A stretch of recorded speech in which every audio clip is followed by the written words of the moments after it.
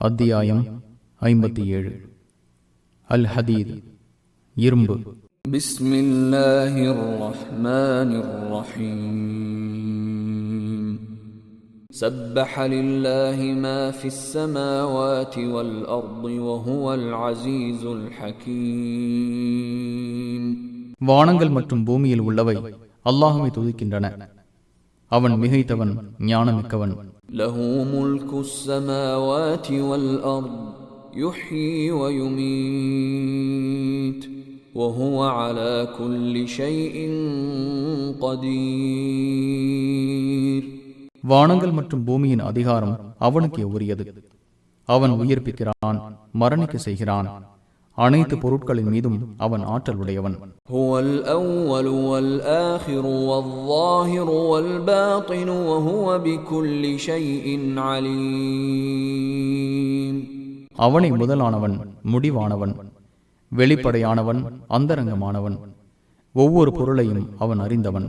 هو الذي خلق السماوات والأرض في 6 أيام ثم استوى على العرش يعلم ما يلج في الأرض وما يخرج منها وما ينزل من السماء وما يعرج فيها وهو معكم أينما كنتم வல்லாஹு பிமா தஅமலூன பஸீர். வானங்களையும் பூமியையும் அவனே 6 நாட்களில் படைத்தான். பின்னர் அர்ஷின் மீது அமர்ந்தான். பூமியில் நுழைவதையும் அதிலிருந்து வெளிப்படுவதையும் வானிலிருந்து இறங்குவதையும் அதில் ஏறுவதையும் அவன் அறிவான். நீங்கள் எங்கே இருந்தாலும் அவன் உங்களுடன் இருக்கின்றான். நீங்கள் செய்பவற்றை அல்லாஹ் பார்ப்பவன். லஹு முல்குஸ் ஸமாவாதி வல் அர்த் وَإِلَى اللَّهِ تُرْجَعُ الْأُمُورُ. வானங்கள் மற்றும் பூமியின் அதிகாரம் அவனுக்கே உரியது. காரியங்கள் யாவும் அவனிடமே கொண்டு செல்லப்படும். يُولِجُ اللَّيْلَ فِي النَّهَارِ وَيُولِجُ النَّهَارَ فِي اللَّيْلِ وَهُوَ عَلِيمٌ بِذَاتِ الصُّدُورِ. இரவை பகலில் நுழைக்கிறான், பகலை இரவில் நுழைக்கிறான். உள்ளங்களில் உள்ளவற்றையும் அவன் அறிந்தவன். ஆமினூ பில்லாஹி வ ரசூலிஹி வ அன்ஃபிகூ மிம்மா ஜஅலகும் முஸ்தக்லஃபீன ஃபீஹி فالذين آمنوا منكم وأنفقوا لهم أجر كبير. அல்லாஹுவையும் அவனது தூதரையும் நம்புங்கள். எதன் மேல் உங்களை பொறுப்பாளர்களாக அவன் ஆக்கியுள்ளானோ அதிலிருந்து நல்வழியில் செலவு செய்யுங்கள். உங்களில் நம்பிக்கை கொண்டு நல்வழியில் செலவிடுவோருக்கு பெரிய கூலி உண்டு. وَمَا لَكُمْ لَا تُؤْمِنُونَ بِاللَّهِ وَالرَّسُولُ يَدْعُوكُمْ لِتُؤْمِنُوا بِرَبِّكُمْ وَقَدْ أَخَذَ مِيثَاقَكُمْ إِن كُنتُم مُؤْمِنِينَ. உங்கள் இறைவனை நம்புமாறு தூதர் உங்களை அழைத்துக் கொண்டிருக்கும் போது அல்லாஹுவை நம்பாமல் இருக்க என்ன நேர்ந்தது? உங்களிடம் அவன் முன்னரே உறுதிமொழியும் எடுத்துள்ளான். நீங்கள் நம்பிக்கை கொண்டிருந்தால் அதை மறக்க வேண்டாம். هو الذي ينزل على عبده آيات بينات ليخرجكم من الظلمات إلى النور وإن الله بكم لرؤوف رحيم. இருள்களிலிருந்து ஒளிக்கு உங்களை கொண்டு செல்வதற்காக அவனே தனது அடியார் மீது தெளிவான சான்றுகளை இறக்கினான். அல்லாஹ் உங்கள் மீது இரக்கம் உள்ளவன், நிகரற்ற அன்புடையோன். وَمَا لَكُمْ أَلَّا تُنْفِقُوا فِي سَبِيلِ اللَّهِ وَلِلَّهِ مِيرَاثُ السَّمَاوَاتِ وَالْأَرْضِ لَا يَسْتَوِي مِنكُم مَّنْ أَنفَقَ مِن قَبْلِ الْفَتْحِ وَقَاتَلَ أُولَئِكَ أَعْظَمُ دَرَجَةً مِّنَ الَّذِينَ أَنفَقُوا مِن بَعْدُ وَقَاتَلُوا وَكُلًّا وَعَدَ اللَّهُ الْحُسْنَى والله بما تعملون خبير. அல்லாஹுவின் பாதையில் செலவிடாதிருக்க உங்களுக்கு என்ன நேர்ந்தது? வானங்கள் மற்றும் பூமியின் உரிமை அல்லாஹுக்கே உரியது. உங்களில் மக்கா வெற்றிக்கு முன் நல்வழியில் செலவு செய்து போரிட்டவருக்கு உங்களில் யாரும் சமமாக மாட்டார்கள். வெற்றிக்கு பின்னர் செலவிட்டு போரிட்டவர்களை விட அவர்கள் மகத்தான பதவியுடையவர்கள். அனைவருக்கும் அல்லாஹ் அழகியதையே வாக்களித்துள்ளான். நீங்கள் செய்வதை அல்லாஹ் நன்கறிந்தவன்.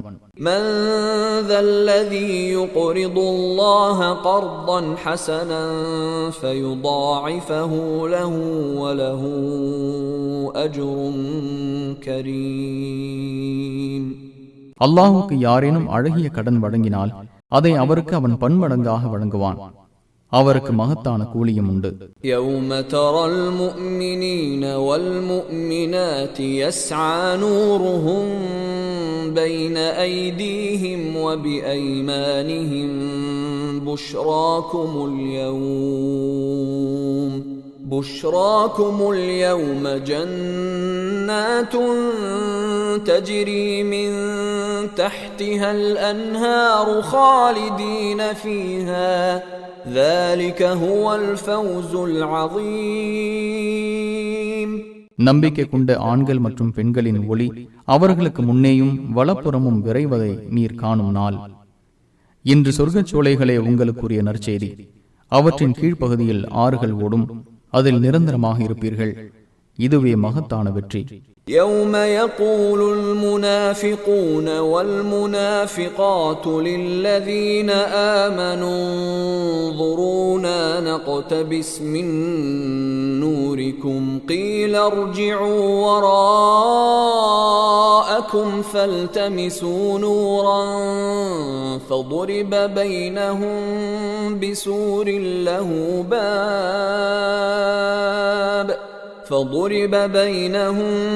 بسور له باب باطنه فيه الرحمة وظاهره من قبله العذاب.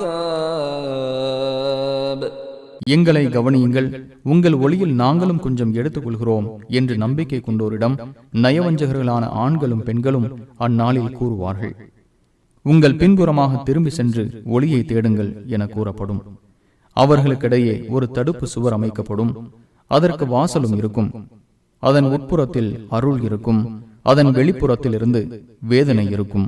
யுனாதூனஹும் அலம் நகும் மஅகும் காலூ பலா வலக்கின்னகும் ஃபதன்தும் அன்ஃபுஸகும் ولكنكم فتنتم أنفسكم وتربصتم وارتبتم وغرتكم الأماني حتى جاء أمر الله وغركم بالله الغرور. நாங்கள் உங்களுடன் இருக்கவில்லையா என்று அவர்கள் அழைப்பார்கள். அவ்வாறில்லை, உங்களை நீங்களே துன்பத்தில் ஆழ்த்திக் கொண்டீர்கள். இதை எங்களுக்கு எதிர்பார்த்தீர்கள், சந்தேகம் கொண்டீர்கள். அல்லாஹுவின் கட்டளை வரும் வரை உங்களை பேராசைகள் ஏமாற்றிவிட்டன. ஏமாற்று காரணம் ஷைத்தான் உங்களை அல்லாஹ் விஷயத்தில் ஏமாற்றிவிட்டான் என்று அவர்கள் கூறுவார்கள். فَالْيَوْمَ لَا يُؤْخَذُ مِنْكُمْ فِدْيَةٌ وَلَا مِنَ الَّذِينَ كَفَرُوا مَأْوَاكُمُ النَّارُ هِيَ مَوْلَاكُمْ وَبِئْسَ الْمَصِيرُ. இன்று உங்களிடமிருந்தும் ஏக இறைவனை மறுத்தோரிடமிருந்தும் எந்த ஈடும் பெற்றுக் கொள்ளப்படாது. உங்கள் தங்குமிடம் நரகமே. அதுவே உங்கள் துணை. அது மிக கெட்ட தங்குமிடம். அலம் யஅனி லில்லதீன ஆமனூ அன் தக்ஷஅ குலூபுஹும் லிذிக்ரில்லாஹி வமா நஸல மினல் ஹக்கி வலா யகூனூ கல்லதீன ஊதுல் கிதாப மின் قبل فطال عليهم الأمد فقست قلوبهم وكثير منهم فاسقون. நம்பிக்கை கொண்டோரின் உள்ளங்கள் அல்லாஹுவின் நினைவாலும் இறைவனிடமிருந்து இறங்கிய உண்மையினாலும் பணியும் நேரம் அவர்களுக்கு வரவில்லையா? அதற்கு முன்னர் வேதங்கள் கொடுக்கப்பட்டோரை போல் அவர்கள் ஆகாமல் இருப்பதற்கும் நேரம் வரவில்லையா? காலம் நீண்டு விட்டதால் அவர்களின் உள்ளங்கள் இறுகிவிட்டன. அவர்களில் அதிகமானோர் குற்றவாளிகள்.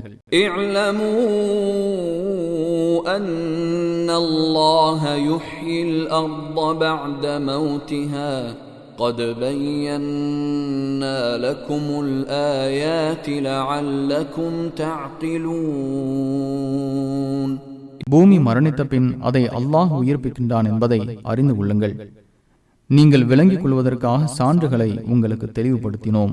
இன்னல் முஸ்ஸத்திகீன வல் முஸ்ஸத்திகாத்தி வ அக்ரதுல்லாஹ கர்தன் ஹஸனன் யுதாஅஃபு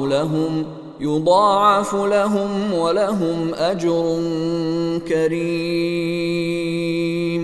தர்மம் செய்யும் ஆண்களுக்கும் பெண்களுக்கும் அல்லாஹுக்கு அழகிய கடன் கொடுத்தோருக்கும் பன்மடங்காக கொடுக்கப்படும். அவர்களுக்கு மதிப்புமிக்க கூலி உண்டு.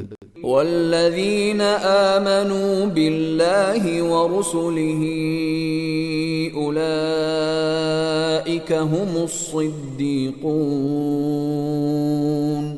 والشهداء عند ربهم لهم أجرهم ونورهم والذين كفروا وكذبوا بآياتنا أولئك أصحاب الجحيم.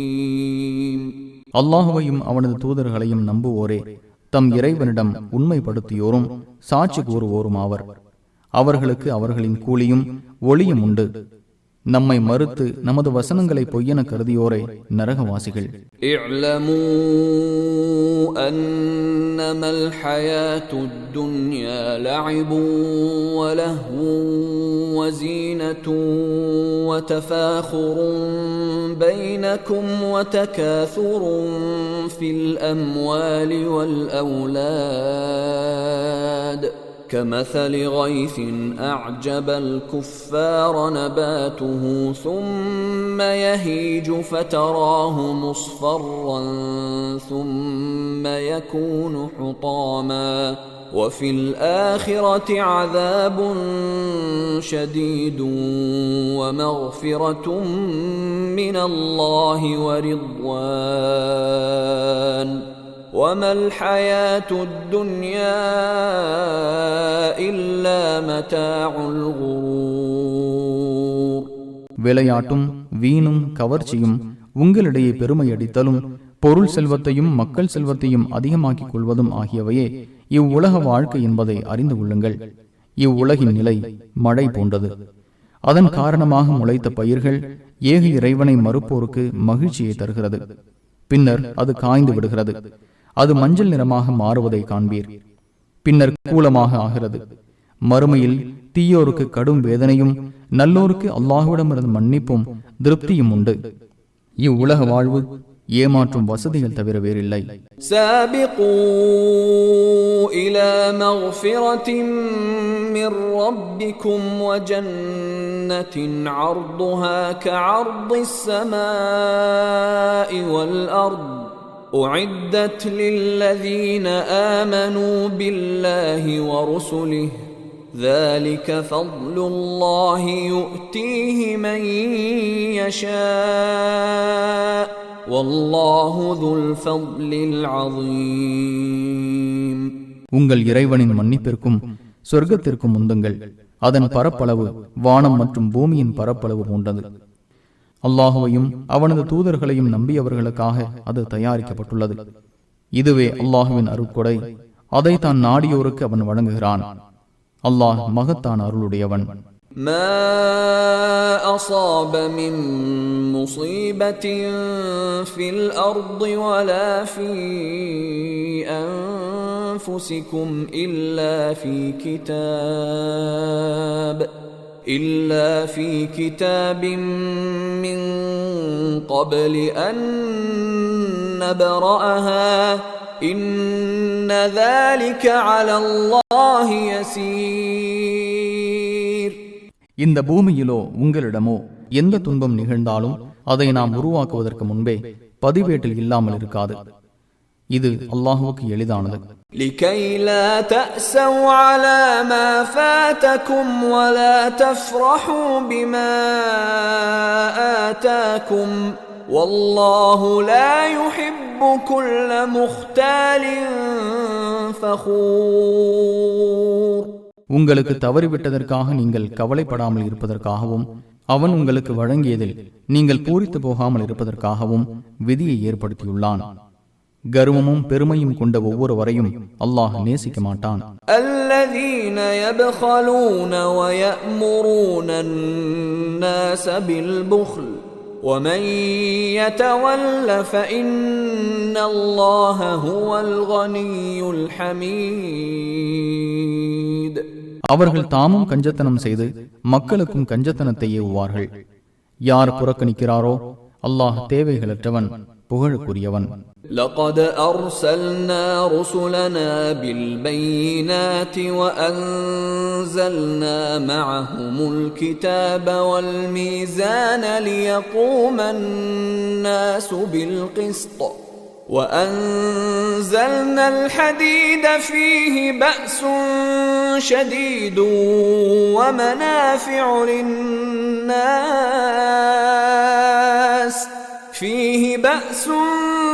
شديد ومنافع للناس وليعلم الله من ينصره ورسله بالغيب إن الله قوي عزيز.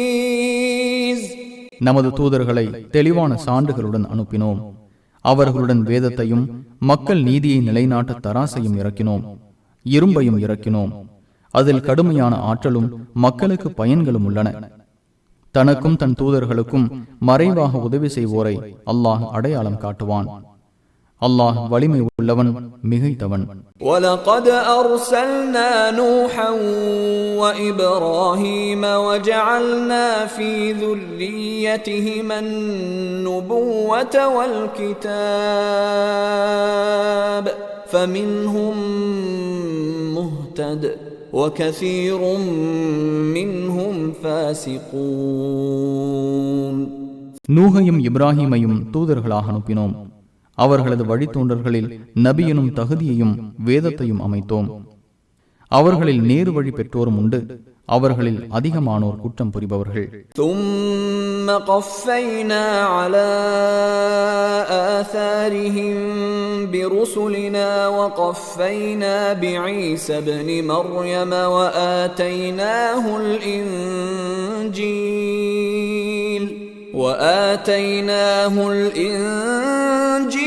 وجعلنا في قلوب الذين اتبعوه رأفة ورحمة ورهبانية ابتدعوها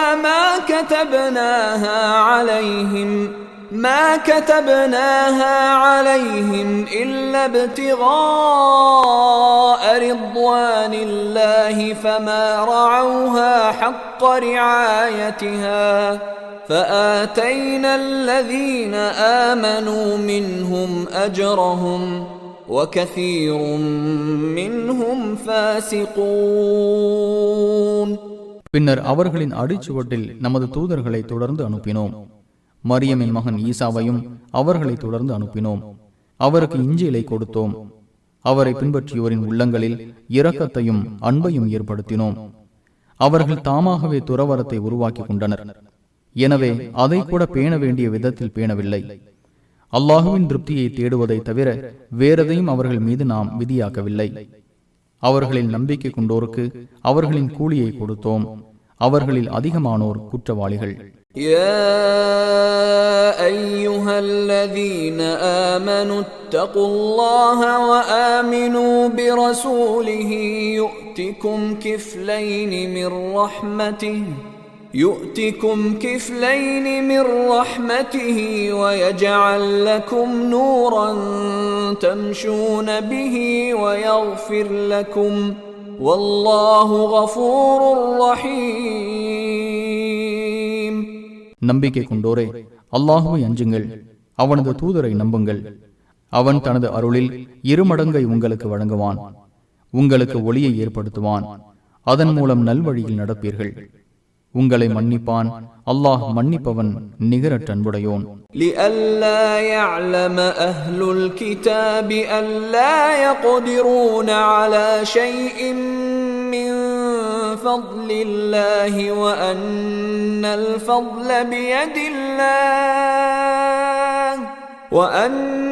الفضل بيد الله يؤتيه من يشاء والله ذو الفضل العظيم.